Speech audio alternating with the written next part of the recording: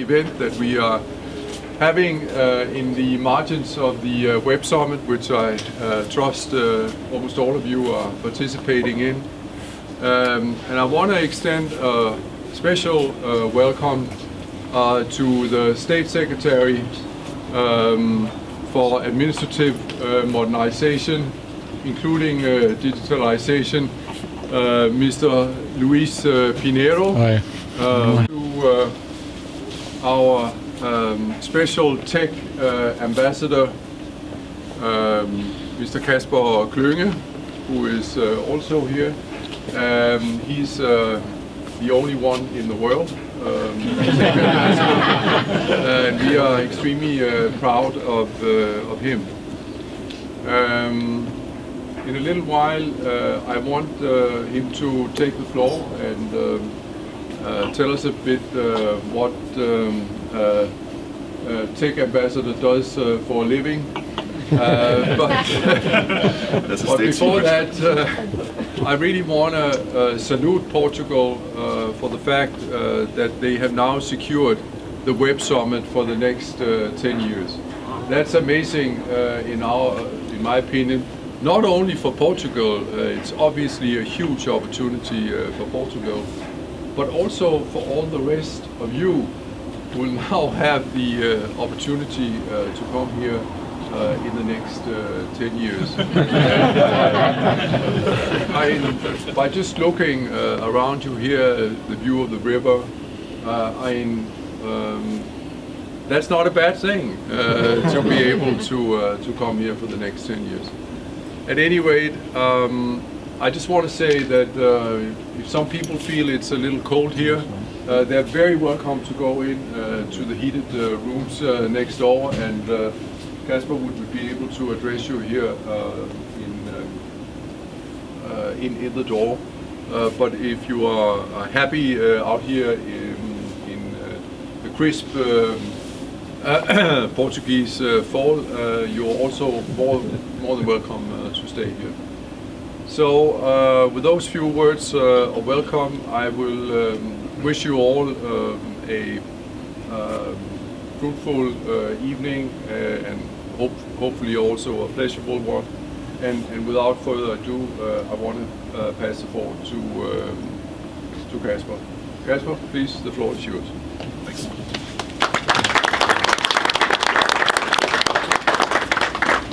No, thanks very much, Lars, and thank you very much for being here also, Mr. State Secretary. I have a job where I, on a daily basis, get a question of what do you actually do? And I'm a career diplomat, I'm not a software engineer, and my previous job was a traditional Danish ambassador to Indonesia and to Timor-Leste. By the way, and I never had any questions about what I did and why it was necessary to have an ambassador to Indonesia, but I get that on a daily basis. So I have now 7-8 minutes to explain what it is, and let's see if I succeed with that. Otherwise, you're welcome to come and ask follow-up questions afterwards. But I think before doing that, I also want to congratulate Portugal for the Web Summit. It's the first time I'm here. Lars told me that if it didn't come this year, we wouldn't have a tech ambassador next year. So I said, here I am, and I look forward to coming here the next 10 years together with Lars. I thought I would actually tell you a small anecdote from the life of a Danish tech ambassador, because it sort of explains a little bit what we're trying to do. 4 months ago, we had a meeting with the C-suite of one of the big technology companies in Silicon Valley. It had been a super difficult meeting to get. It had taken almost 8 months to get that meeting in the book. And I normally make fun to say it was easier for me to get a meeting with the president of Indonesia than it was to get a meeting with a vice president of one of the big technologies in Silicon Valley. And we came extremely well prepared for this meeting. We had agreed an agenda, and we came armed to our teeth with very big issues on behalf of Danish authorities. Without revealing too much, it was about access of police investigators to terrorism issues. It was about data breaches. It was about whether platforms are being misused for crime. So not unimportant issues for a small country like Denmark. What happened when I arrived in this headquarters was I was met by a very nice person who said, well, we'll begin with a 1-hour tour of our new headquarters. So I said, okay, it's not really what we planned for, but let's go ahead with that. When we finally began the meeting 1 hour later, the vice president said, let's begin talking, but I'd like to begin by complaining on what Europe is doing on the general data protection regulation. And he continued for 18 minutes on why Europe was going the completely wrong way. And then when we began on the actual agenda, 2.5 minutes into that conversation, he said, I have to leave now, I have another meeting. I have a fairly large temperament, so I was boiling inside, and I said to the gentleman, we had agreed an agenda. I have 10 pages of issues I'm here to bring to your attention on behalf of Denmark. How do we deal with these issues? He said, well, I don't know. Let's stay in touch. Let's do lunch, as they say in Silicon Valley. So I left with not in the best atmosphere, and I was basically storming out of the meeting room, and then he sort of called me back and said, Ambassador, come back. So I thought, okay, finally he understands what this is. These are not small issues. You want to continue the conversation.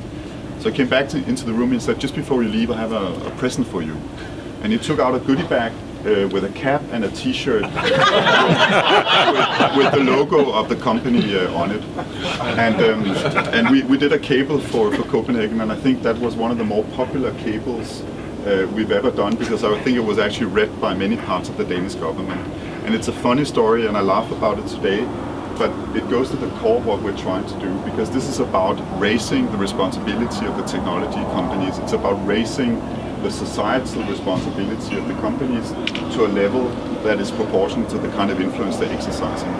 So just to disappoint all of you to begin with, the primary role of what I'm doing is not to help sell Danish products, is not to help ensure investments back home in Denmark. It's the political aspects of where the world is heading, what technology will do to our societies, what it will do to international affairs, and at the end of the day, what it will do to the geopolitical situation, the balance of power.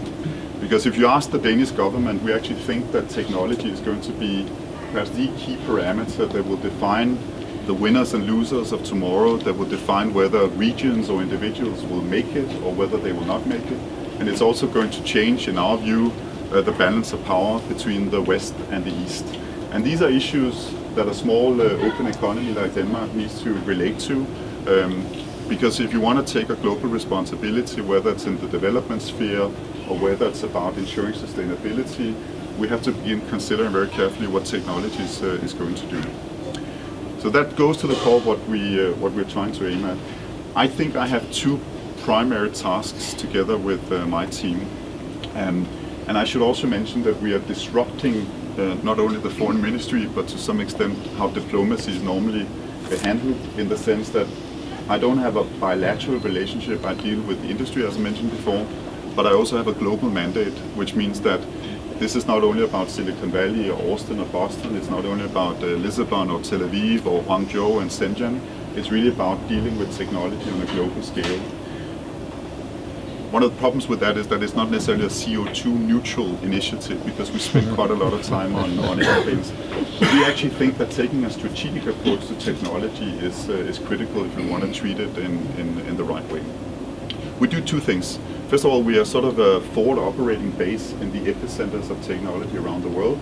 We do this to try and find out what is going to hit our societies in the next decade. What will autonomous vehicles do? What is artificial intelligence going to mean for us in a balanced way?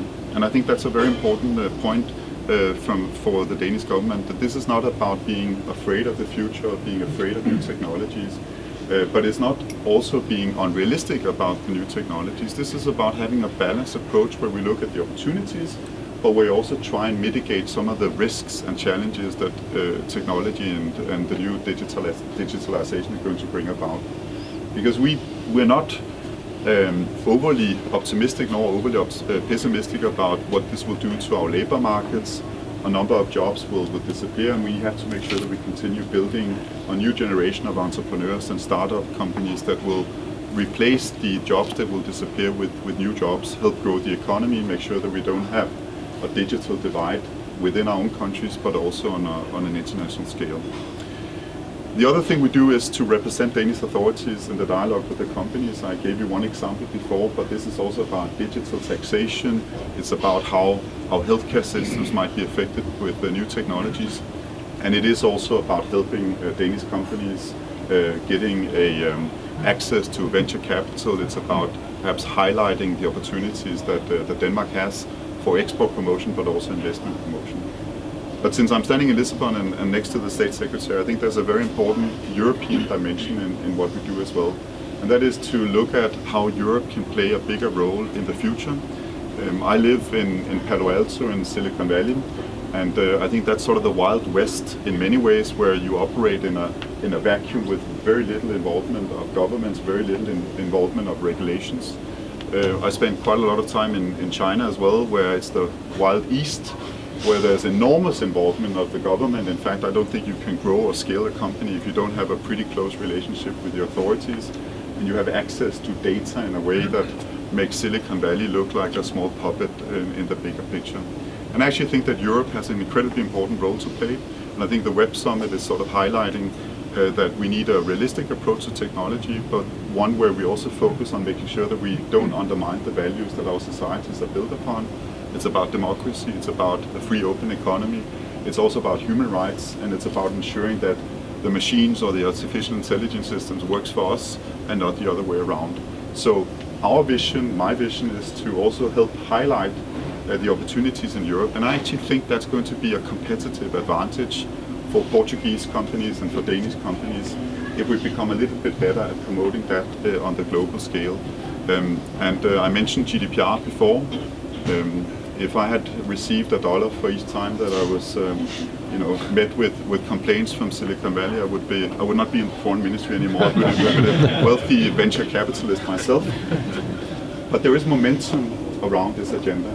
Even in Silicon Valley, people are moving in a direction where it's no longer inappropriate to talk about regulations. It's no longer inappropriate to talk about governments. And some of you might have seen the Danish Commissioner for Competition earlier today at the Web Summit, and saw the sort of rock star welcome that she received. When I arrived in Silicon Valley 12 months ago, she was a persona non grata, very unpopular.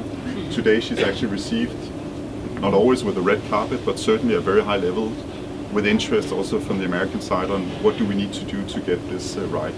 So I'm optimistic in the sense that I think Europe can play a role, but I think it's high noon, and to some extent that the train is leaving the station. We need to put our act together. We need to create a vision for Europe on what we can do on technology, and why the third way of Europe is actually perhaps the better way in a world where China is going to run away with artificial intelligence because of the access to data.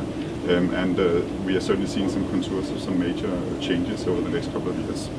So that's some of the issues, easy issues, that we're trying to deal with a very big team of 18 people on my side. But those are what we think are important issues.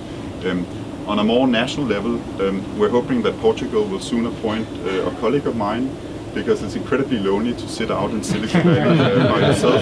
And joking aside, we need more countries around the table.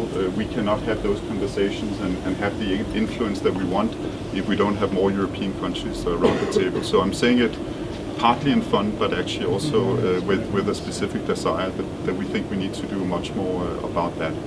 And it also gives a branding opportunity to a small country like Denmark. You have the Web Summit, we have a tech ambassador. I'm not sure it sort of equals each other, but it is actually a pretty powerful platform for also getting messages across. We also have the Tech Festival. I can't look, Marie is standing over here. And the great thing about having people like Marie is that they have ambitions of growing the Tech Festival to the same level as the Web Summit. But we're not there yet, so you can rest assured that the next 10 years you'll get there. Listen, I'll finish here, just going back to the beginning of the story, because I'm sure you're sort of questioning yourself, what's the response of a foreign ministry to that kind of treatment, getting a goodie bag on the way out? Because of course this is a proxy war, which is about influence, it's about changing the mindset of the big technology companies. And I wanted to actually show you today exactly what the response is. And Nikolai, you... so now we come armed to our teeth when we have the conversations, because now we bring our own T-shirts where it says Techplomacy. And we hand that over in each meeting, and I thought it would be an appropriate way to end this small talk by handing it over to Lars, because don't ask what Techplomacy can do for you, but what you can do for Techplomacy. So maybe have a nice t-shirt. Thank you very much.